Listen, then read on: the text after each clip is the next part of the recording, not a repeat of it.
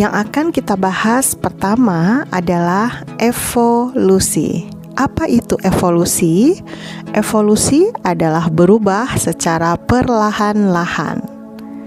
Evolusi adalah semua perubahan yang terjadi di muka bumi sejak awal mula sejarah bumi sampai menimbulkan kehidupan dan keanekaragaman makhluk hidup.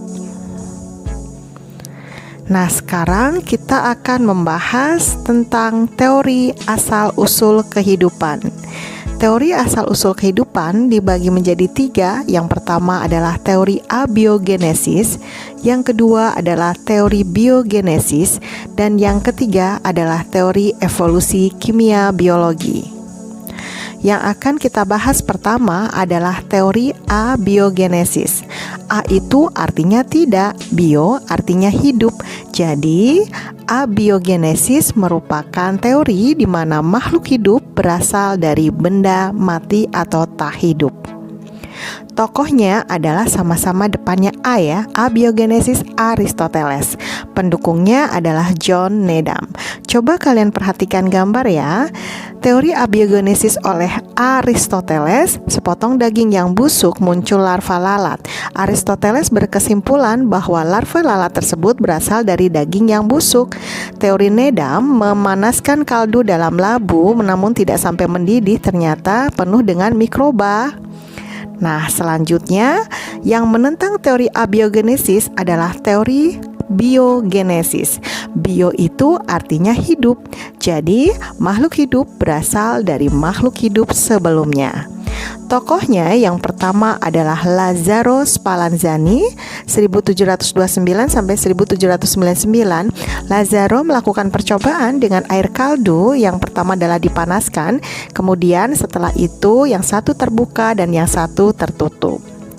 Ternyata di labu yang terbuka penuh dengan mikroba. Jadi kesimpulannya adalah pada tabung yang terbuka terdapat kehidupan berasal dari udara atau mikroorganisme. Sedangkan pada tabung yang tertutup tidak terdapat kehidupan. Hal ini membuktikan bahwa kehidupan bukan dari air kaldu. Nah, kemudian tokoh biogenesis yang kedua adalah Francisco Redi. Dia melakukan percobaan dengan daging, sekerat daging, yang satu dibiarkan terbuka dan yang satu tertutup oleh kasa dan wadah yang tertutup. Ternyata larva atau kehidupan bukan berasal dari daging yang membusuk, tetapi berasal dari lalat yang dapat masuk ke dalam tabung dan bertelur pada keratan daging sehingga terbentuk belatung. Tokoh yang ketiga adalah Louis Pasteur. Louis Pasteur ini menyempurnakan percobaan dari Lazzaro Spallanzani karena Louis Pasteur ini mengadakan percobaan dengan labu yang penutupnya berbentuk leher angsa bertujuan untuk membuktikan bahwa mikroorganisme terdapat di udara bersama dengan debu. Nah, bisa dilihat ya percobaannya. Yang pertama adalah air kaldu yang dipanaskan.